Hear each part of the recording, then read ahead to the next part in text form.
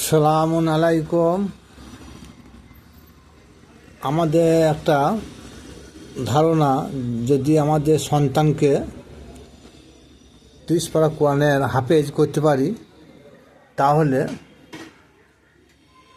ওই হাফেজ 7 পুরুষকে জান্নাতে নিয়ে যাবে। এটা সম্পূর্ণ কোরআন বিরোধী কথা।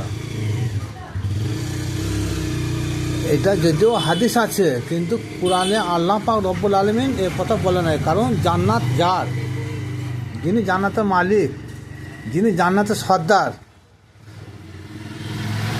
তিনারা এই ধরনের কথা বলেন নাই।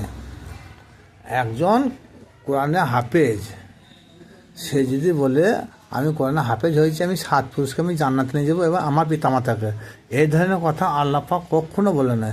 কিন্তু জান্নাতের ওয়াদা ইল্লাল্লাযিনা আমানু আমিলুস সলিহাতি, বিশ্বাস ও ভালো কাজের বিনিময়ে জান্নাতের সার্টিফিকেট আল্লাহ বারবার দিয়েছে। কিন্তু কোরআনে হাফেজ হয়ে গেলে যে সে যে জান্নাত যাবে, এই কথাটা কখনো আল্লাহ পাক রব্বুল আলামিন বলেন নাই। তাই যদি হয়, তাহলে কাল কারবালার প্রান্তরে ইরাকের জমিনে ইমাম হুসেন আলাইহিস সালামকে শহীদ করেছিল কে? যে শহীদ করেছিল বা করাইছিল, সেটা ছিল দুরাচার এজিদ। এই এজিদ ছিল কোরআনে হাফেজ, এবং তার সঙ্গে ছিল 5,000 কোরআনে হাফেজ এবং 5-10 হাজার আলেম মৌলানা মুফতি ছিল। আর সাধারণ লোক ছিল কিছু, আর হুজুর পাকের সাহাবী ছিল বাকি সবই। তাহলে হাফেজ হলেই সে জান্নাতে যাবে, এ কথা মহান আল্লাহ পাক রব্বুল আলামিন কখনো বলেন নাই। হাফেজ হলেই সে যে জান্নাতে যাবে, তাই সর্বপ্রথম এজিদকে জান্নাতে দিতে হয়। কারণ এরকম কথা কোনো উল্লেখ নাই। সুতরাং কোরআন আমরা পড়ি ব্যবসা করার জন্যে, কোরআন পড়ছি আমরা ডিগ্রি অর্জন করার জন্য পড়ছি, কোরআন পড়ছি আমরা হাফেজ হয়েছি, আমার ছেলে হাফেজ হয়েছে নাম কামানোর জন্য হয়েছে, এরকম কোরআনের শিক্ষার কথা আল্লাহ বলে নাই। যারা কোরআন শিক্ষা করছে, তারা কেউ খতম করার জন্যে শিখছে, কেউ ব্যবসা করার জন্য শিখছে, কিন্তু এরকম কথা আল্লাহ পাক রব্বুল আলামিন বললেন নাই। কোরআন শিখলে, কোরআন মুখস্থ করলে সে হাফেজ হবে, হাফেজ যে জান্নাতে চলে যাবে, এই ধরনের আয়াত কোরআনে একটাও নাই।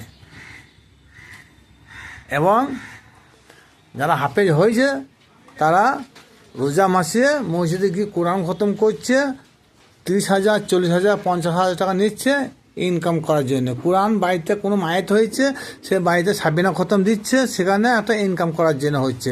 রোজা মাসে কোরআন খতম করছে, ইনকাম করার জন্য হচ্ছে। এ কথা আল্লাহ পাক বলেন না। কোরআন মুখস্থ করতেও আল্লাহ বলেন না। কোরআনে কি লিখিছে আল্লাহ, সেইটা মেনে জীবন ধারণ করাটা কর্তব্য। কোরআন মুখস্থ করতে হবে এরকম এটা ফরজ নয়, কিন্তু কোরআন মুখস্থ করা এটা হচ্ছে বর্তমান ব্যবসা। কিন্তু কোরআন মুখস্থ করা ভালো, কিন্তু কোরআন নিয়ে যারা গবেষণা করে না, কোরআনে আল্লাহ প্রথম থেকে সূরা ফাতিহা থেকে কুল আজ বিরাবি নাস পর্যন্ত 114টা সূরা, 114টা সূরাতে আল্লাহ পাক রব্বুল আলামিন তিনি যে কি বলেছেন, কোনটা হারাম করেছেন, কোনটা জায়েজ করেছেন, কোনটা না জায়েজ করেছেন,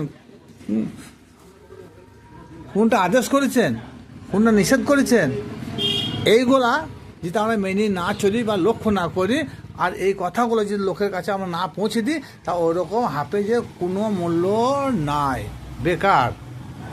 হয়তো আপনারা কমেন্টে অনেক কিছু বলতে পারেন, কিন্তু আল্লাহ পাক রব্বুল আলামিন যেটা বলেছেন যে কোরআন তোমাদের মানব কল্যাণের জীবন বিধান। সে মানব কল্যাণের জীবন বিধান শুধু মুসলমানদের জন্য, সারা বিশ্বে যত মানব আছে, শুধু মুসলমান বলে ভুল হবে, হারি জাতি 36 হারি মুচি ডুম ডকল, ইহুদি খ্রিস্টান যত রকম জাত আছে, সমস্ত জাতির জীবন বিধান হচ্ছে আল কোরআন। সে আল কোরআন আমরা মুখস্থ করলাম, কি আমার ছেলেই মুখস্থ করে হাফেজ হয়েছে, কিন্তু সে কোরআনে কোথায় কি লেখা আছে সে বুঝে না, কিন্তু সে কোরআনে হাফেজ হওয়ার সত্ত্বেও সে অন্যায় পথে চলছে, হারাম খাচ্ছে, অন্যায় শিক্ষা দিচ্ছে।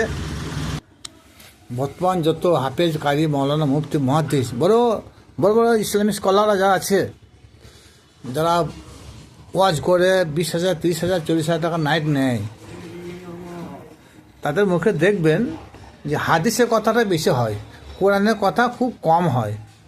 কিন্তু আল্লাহ পাক রব্বুল আলামিন কাল কিয়ামতের মাঠে মানুষকে যে হিসাব নেবে, কোরআনের বিধান অনুযায়ী হিসাব নেবে। যে আল্লাহ বলবে যে আমি কোরআনে এই কথাটা বলেছিলাম, আমি এটা হারাম করেছি, তোমরা এটা মানো না কেন, আমি এটা নিষেধ করেছি, তোমরা ওই পথে গিয়েছো কেন।